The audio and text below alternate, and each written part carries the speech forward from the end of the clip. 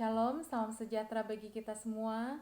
Kiranya dimanapun saja kita berada, kasih, sukacita, dan damai sejahtera dari Allah Bapa boleh memenuhi hati kita semua. Yang saya hormati, Sir David So, sebagai dosen pengampu mata kuliah ilmu jiwa. Terima kasih atas tugas yang diberikan kepada saya untuk membahas tentang persepsi. Tanggapan saya setelah belajar tentang persepsi adalah bahwa persepsi merupakan tindakan menyusun, mengenali, dan menafsirkan informasi sensoris guna memberikan gambaran dan pemahaman tentang lingkungan, di mana persepsi ini meliputi semua sistem saraf yang merupakan hasil dari stimulasi fisik atau kimia dari organ pengindra. Dan persepsi ini juga tidak terlepas dari penglihatan yang kita miliki, penciuman yang kita miliki, dan pendengaran lewat gelombang suara juga yang kita miliki. Dengan kata lain, persepsi menghasilkan sudut pandang yang terkadang mempengaruhi tingkah laku, perasaan, dan emosi manusia. Dan sehubungan dengan persepsi ini, ada nasihat yang diberikan Alkitab kepada kita. Di dalam Amsal 13 ayat 3 dikatakan, siapa menjaga mulutnya memelihara nyawanya, siapa yang lebar bibir akan ditimpa kebinasaan. Ya, tadi dikatakan bahwa persepsi ini tidak terlepas dari penglihatan, tidak terlepas dari penciuman, indera penciuman, dan tidak terlepas dari indera pendengaran. Karenanya dikatakan bahwa bila mana kita bisa menjaga indera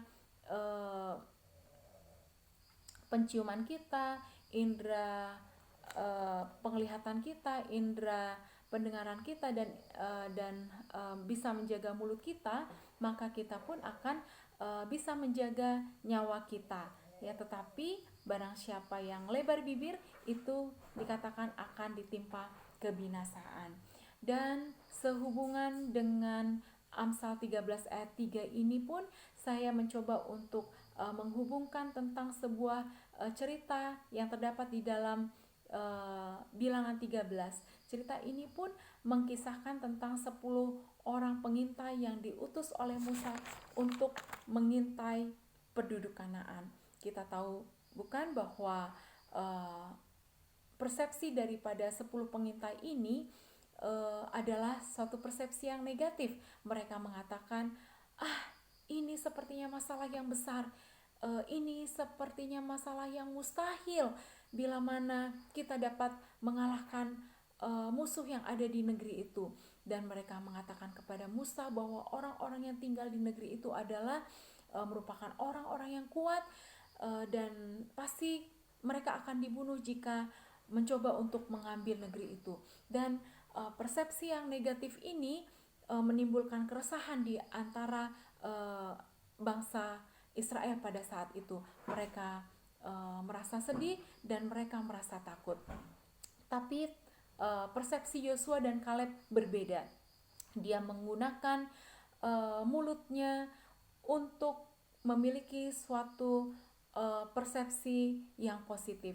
Dia menggunakan indera matanya, indera pendengarannya dengan persepsi yang positif juga.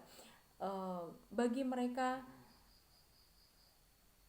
justru melihat bahwa masalah besar yang ada di hadapan mereka adalah kesempatan untuk Tuhan menunjukkan kuasanya yang jauh lebih besar daripada masalah yang mereka hadapi. Lantas bagaimanakah dengan persepsi kita bila mana kita diperhadapkan kepada suatu masalah yang besar seperti Joshua dan Kaleb?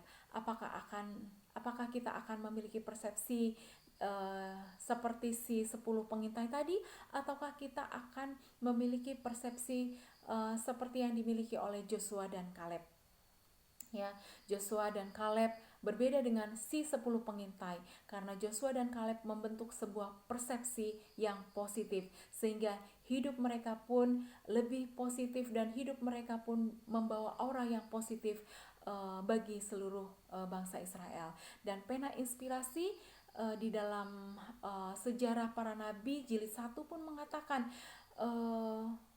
bahwa Kaleb dan Yosua mampu berkata, "Jangan takut, Allah pasti serta dengan kita dan memberikan negeri itu kepada kita."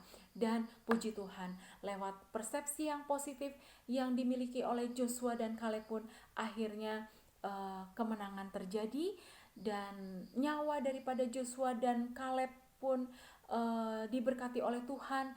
Mereka diizinkan oleh Tuhan untuk masuk ke negeri Kanaan, sementara 10 pengintai tadi, seperti yang dikatakan di dalam Amsal 13 ayat 3, mereka tidak dapat menjaga mulutnya. Akhirnya mereka pun tidak dapat menjaga tidak dapat menjaga atau memelihara nyawanya, sebab barang siapa yang lebar bibir akan ditimpa kebinasaan. Sebagaimana juga di dalam 1 Yohanes 4 ayat 18 dikatakan bahwa di dalam kasih tidak ada ketakutan. Kasih yang sempurna melenyapkan ketakutan, sebab ketakutan mengandung hukuman, dan barang siapa takut, ia tidak sempurna di dalam kasih. Jadi di dalam 1 Yohanes 4 ayat 18 pun dikatakan, jika kita takut maka kita akan mendapatkan hukuman. Tetapi bila mana kita tidak takut, kita memiliki iman, kita memiliki persepsi yang positif, pasti Tuhan akan bersama-sama dengan kita untuk membebaskan ketakutan yang kita miliki, sehingga di dalam kehidupan kita biarlah kita disanggupkan, dimampukan untuk memiliki suatu persepsi yang positif seperti Joshua dan Kaleb. Demikian penjelasan yang dapat saya berikan tentang sebuah persepsi, kiranya boleh menjadi berkat bagi kita semua. Terima kasih, Tuhan Yesus memberkati.